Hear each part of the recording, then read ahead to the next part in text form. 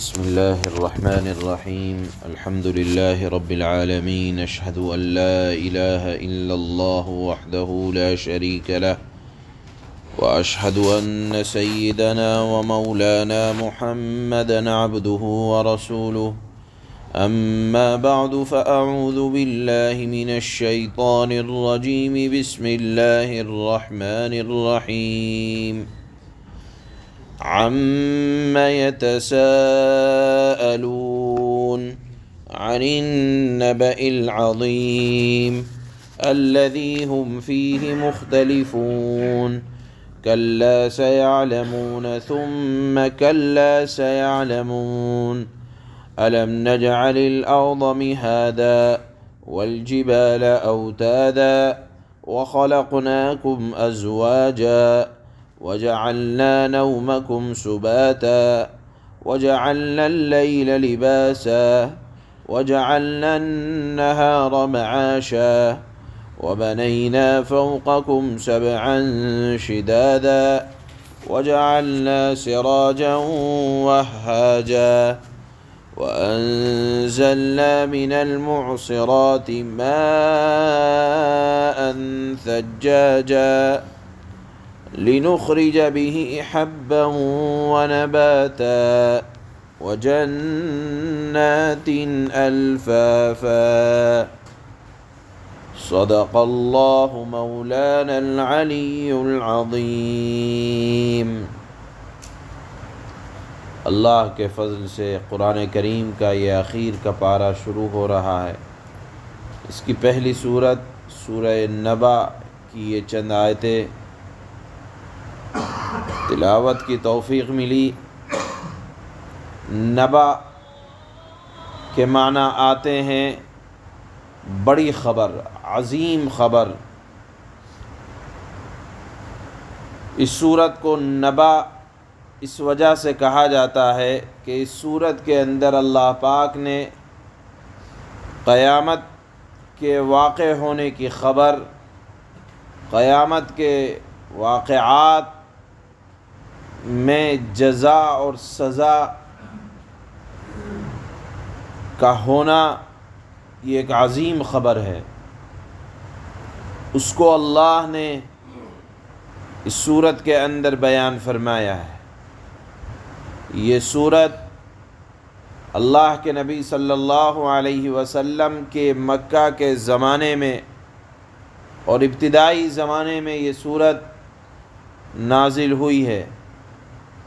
اللہ کے نبی نے اہل مکہ کو جب قیامت کے واقع ہونے کی خبر دی کہ جس میں یہ دنیا اللہ پاک بالکل فنا کر دیں گے اور دوبارہ زندہ کر کے اٹھایا جائے گا اور نیک اور بد لوگوں کو ان کے اعمال کے مطابق جزا یا سزا دی جائے گی۔ جنتیوں کے لیے جنت ہوگی جس میں ہر طرح کی راحت، نافرمانوں کے لیے جہنم ہوگی۔ گویا کہ آخرت کے اعتبار سے دو ہی ٹھکانے، یا تو جنت یا جہنم۔ جہنم کے اندر ہر طرح کی تکلیف کا سامان۔ تو جب اللہ کے نبی نے یہ خبر دی تو مکہ والوں نے آپ کا مذاق بنایا اور کہا، ارے وہ صاحب کہاں ہیں جو ہمیں قیامت کے دن سے ڈرا رہے ہیں؟ پوچھ کے آؤ قیامت کب آئے گی، اتنی دیر کیوں ہو رہی ہے، ابھی تک کیوں نہیں آ گئی؟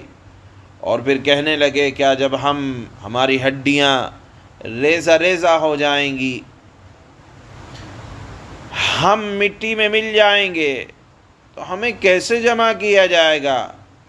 آپ کا مذاق اڑا رہے تھے۔ اسی وقت اللہ نے یہ سورت نازل فرمائی۔ ابتدائی جملے عَمَّ يَتَسَاءَلُونَ عَنِ النَّبَإِ الْعَظِيمِ الَّذِي هُمْ فِيهِ مُخْتَلِفُونَ۔ یہ لوگ کس چیز کا حال دریافت کرتے ہیں؟ حالانکہ اللہ کو معلوم ہے، لیکن سوال کا انداز اس طرح کا اختیار فرمایا جو عربوں کو پسند ہے کہ خود ہی اللہ نے سوال کیا۔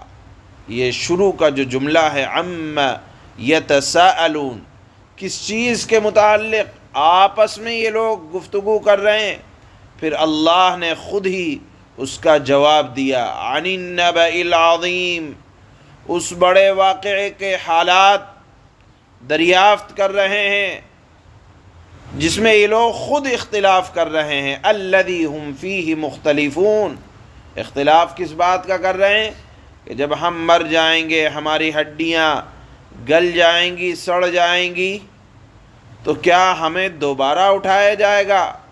کوئی کہتا کہ آخرت کا عذاب صرف روح پر ہوگا، جسم پر نہیں ہوگا، اور ہم اللہ کے مقرب بندے ہیں، ہمارے اوپر عذاب نہیں آنے والا۔ اس طرح آپس ہی میں طرح طرح کی باتیں کیا کرتے تھے۔ اللہ نے جواب دیا، اس بڑے واقعے کے متعلق آپس میں گفتگو کر رہے ہیں جس میں یہ لوگ خود اختلاف میں پڑے ہوئے ہیں۔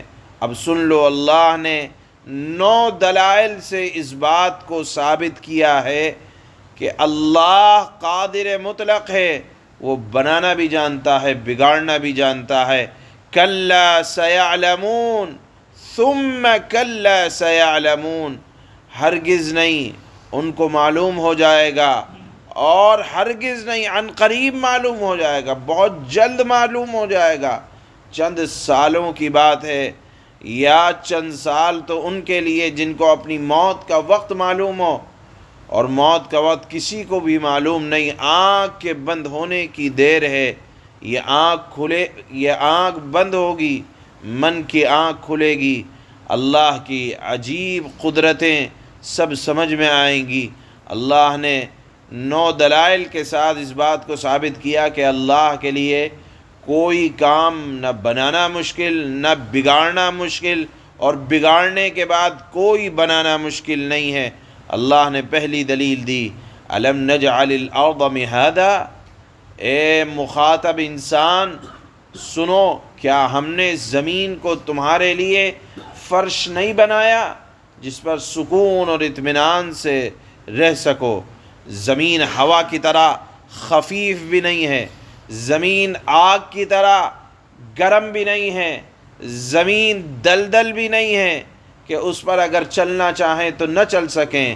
اور زمین کے بارے میں جدید سائنس نے اس بات کو ثابت کیا ہے کہ یہ حرکت کر رہی ہے۔ اگر زمین اور اللہ کے حکم سے حرکت کر رہی ہے، اور یقیناً کر رہی ہے، تو آپ دیکھیں زمین کی حرکت ایسی ہے کہ نہ تو اس کے اوپر بنے ہوئے مکانات بگڑ رہے ہیں، نہ اس کی حرکت ایسی ہے کہ چلنے والوں کو چکر آ رہا ہے۔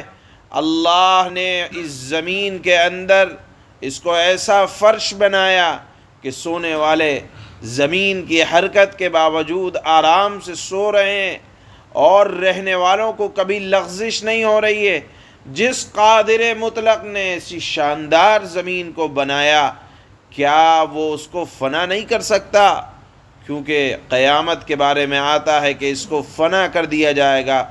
جو عظیم کاریگر بنانے والا اس کو بنانے پر قدرت رکھتا ہے، اس کو بگاڑ بھی سکتا ہے۔ پھر فرمایا اللہ نے دوسری دلیل، والجبال اوتادا، ہم نے پہاڑوں کو میخوں کی مانند نہیں بنایا، یعنی اپنے بھاری بوجھ سے زمین کو یہ پہاڑ ہلنے نہیں دیتے۔ جس طرح میخ ہوتی ہے، کھوٹا ہوتا ہے، گاڑ دیا جاتا ہے، اور پھر اس چیز کے اندر مضبوطی آ جاتی ہے، اللہ نے اس کانپتی اور لرزتی زمین کے اندر پہاڑوں کو جمع دیا۔ وہ پہاڑ میخ کا، کھوٹے کا کام کر رہے ہیں جو زمین کی مضبوطی کو بنائے ہوئے ہیں۔ اللہ نے ایسے مضبوط پہاڑ بنائے، تو کیا اللہ انسان کو نہیں بنا سکتا؟ دوبارہ حیات نہیں دے سکتا؟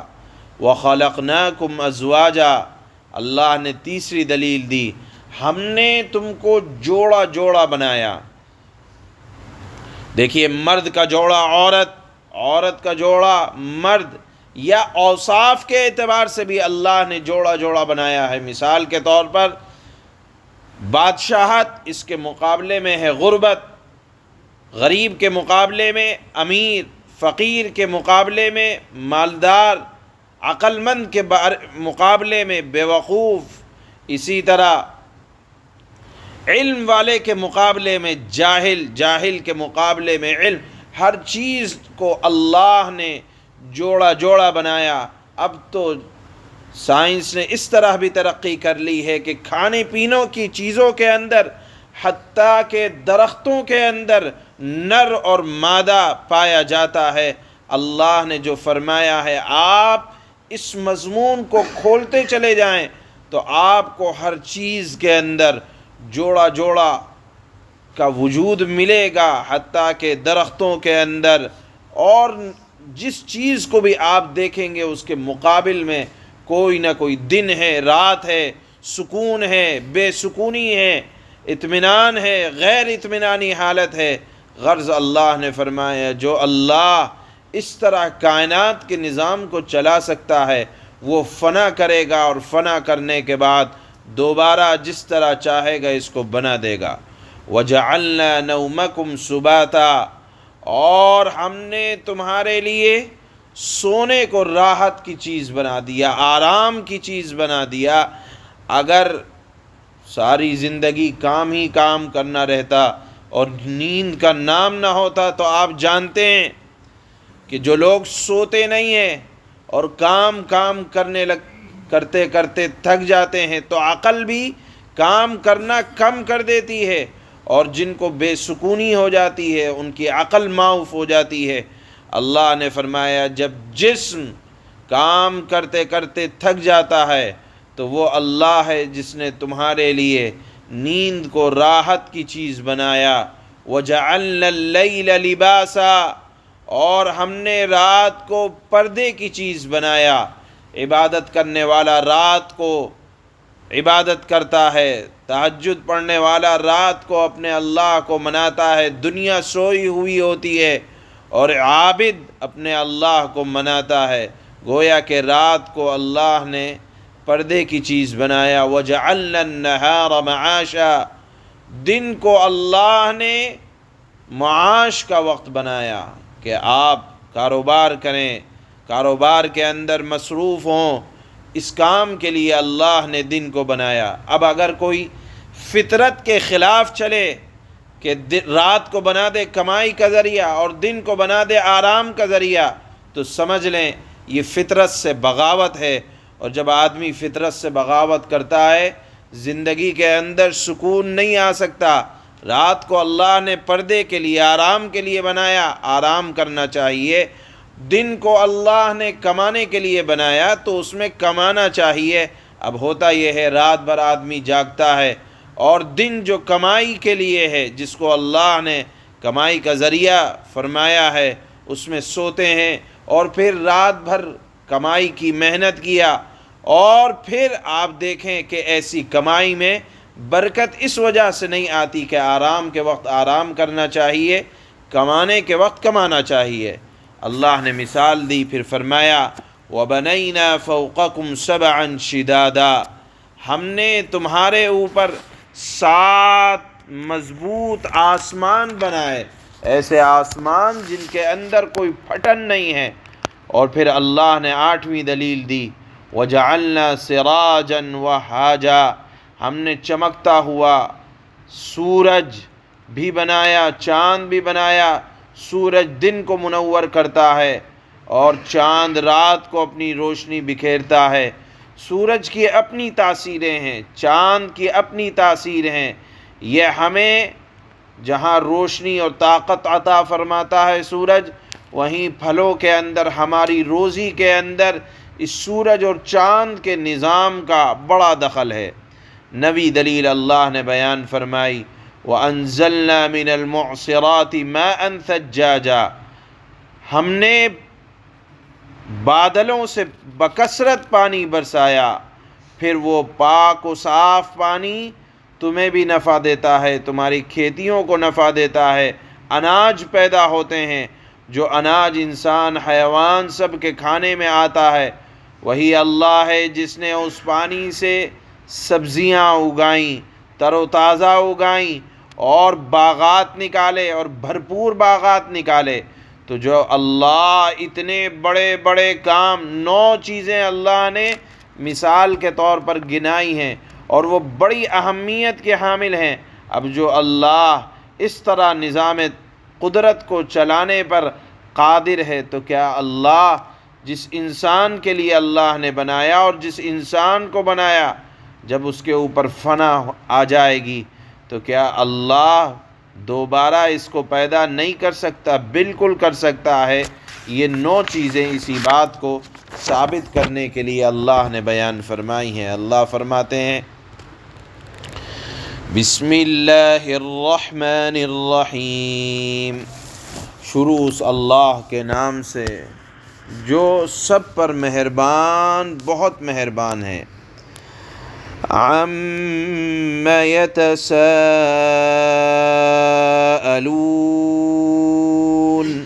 عَنِ النَّبَإِ الْعَظِيمِ الَّذِي هُمْ فِيهِ مُخْتَلِفُونَ، یہ نافرمان لوگ کس چیز کے بارے میں سوالات کر رہے ہیں؟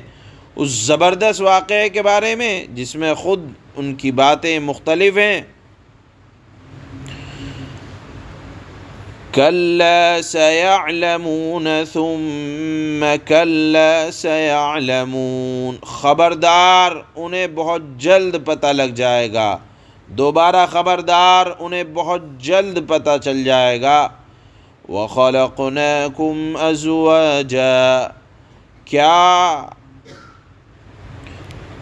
أَلَمْ نَجْعَلِ الْأَرْضَ مِهَادًا وَالْجِبَالَ أَوْتَادًا، کیا ہم نے زمین کو ایک بچھونا نہیں بنایا اور پہاڑوں کو زمین میں گڑی ہوئی میخیں نہیں بنایا؟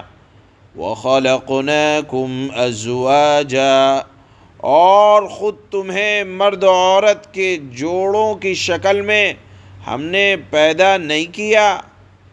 وَجَعَلْنَا نَوْمَكُمْ سُبَاتًا، اور تمہاری نیند کو تھکن دور کرنے کا ذریعہ ہم نے ہی بنایا ہے۔ وَجَعَلْنَا اللَّيْلَ لِبَاسًا، اور رات کو پردے کا سبب ہم نے ہی بنایا ہے۔ وَجَعَلْنَا النَّهَارَ مَعَاشًا، پردے کا مطلب یہ ہے کہ سورج اوٹ میں چلا جاتا ہے، اگر ساری زندگی دن ہی دن رہے تو نیند جس طرح سے رات میں آرام کے ساتھ آتی ہے وہ نیند نہیں آ سکتی، سکون رات میں ہوتا ہے، اس لیے اللہ نے فرمایا رات کو ہم نے ایک پردے کی چیز بنایا ہے۔ وَجَعَلْنَا النَّهَارَ مَعَاشًا، اور ہم نے ہی دن کو روزی حاصل کرنے کا وقت ہم نے ہی قرار دیا ہے۔ وَبَنَيْنَا فَوْقَكُمْ سَبْعًا شِدَادًا، اور ہم نے ہی تمہارے اوپر 7 مضبوط وجود آسمان تعمیر کیے ہیں۔ وَجَعَلْنَا سِرَاجًا وَهَّاجًا، اور ہم نے ہی ایک دہکتا ہوا چراغ سورج کو پیدا کیا ہے۔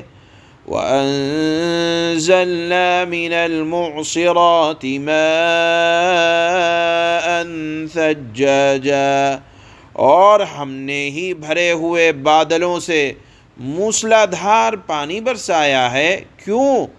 لِنُخْرِجَ بِهِ حَبًّا وَنَبَاتًا وَجَنَّاتٍ أَلْفَافًا، بھرے ہوئے بادلوں سے موسلا دھار پانی اس لیے برسایا تاکہ اس سے غلہ اور دوسری سبزیاں بھی اگائیں اور گھنے باغات بھی اگائیں۔